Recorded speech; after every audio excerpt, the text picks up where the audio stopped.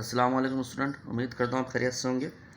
तो आज के इस लेक्चर में हम question number 11C exercise 11C question number 3 solve करेंगे।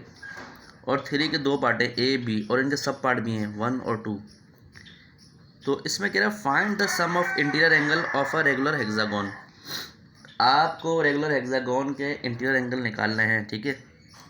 और पार्ट 2 में कह रहा है find the size of each interior angle of a regular hexagon. और रेगुलर हेक्सागोन के ईच इंटीरियर एंगल निकालना है, हर इंटीरियर एंगल निकालना है कितना है। रेगुलर का मतलब ये है कि वो क्रॉस नहीं कर रहा है, ठीक है, जिस तरह मैंने आपको इंट्रोडक्शन में बताया था। तो इसको नोटबुक में सॉल्व कर लेते हैं।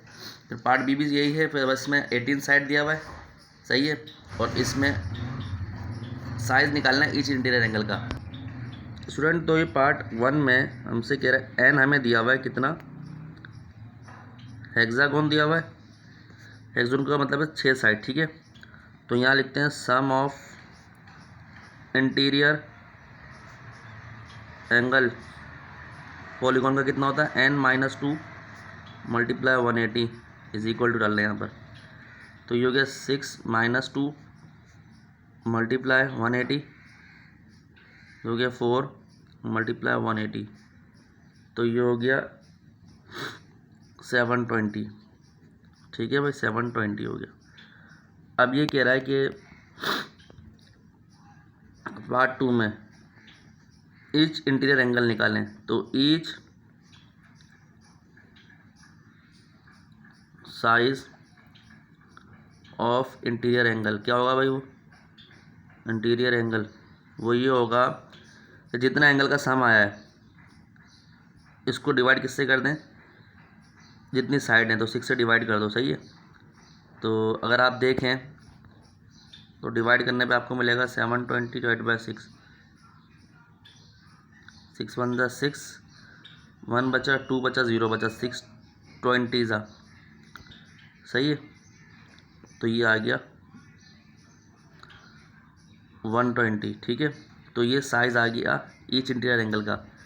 अब पार्ट बी के पहले में आपसे यही कह रहा है कि आप निकाले 18 साइड के लिए। तो sum of interior angle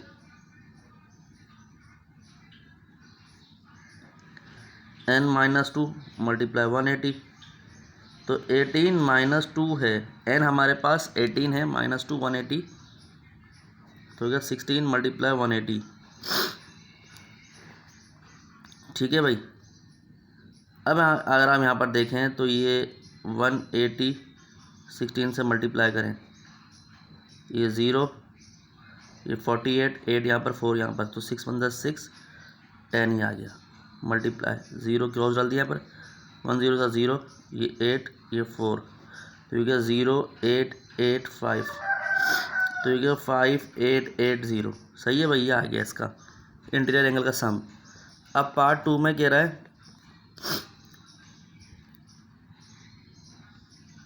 each size of interior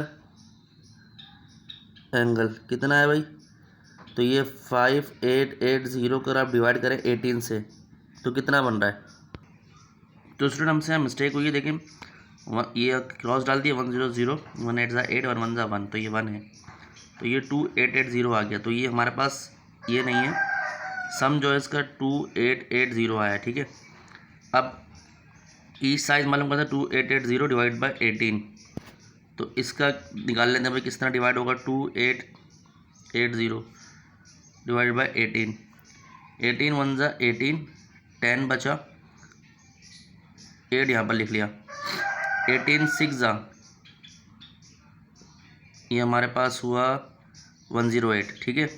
और ये 0, तो ये 160 आएगा, तो ये 160 इसका आंसर आ गया, ठीक है। तो उम्मीद करता हूँ लेक्चर आपको समझ आया होगा। और आपको हमारा चैनल अच्छा लगा लाइक और सब्सक्राइब करें, अपने दोस्त यारों में शेयर करें।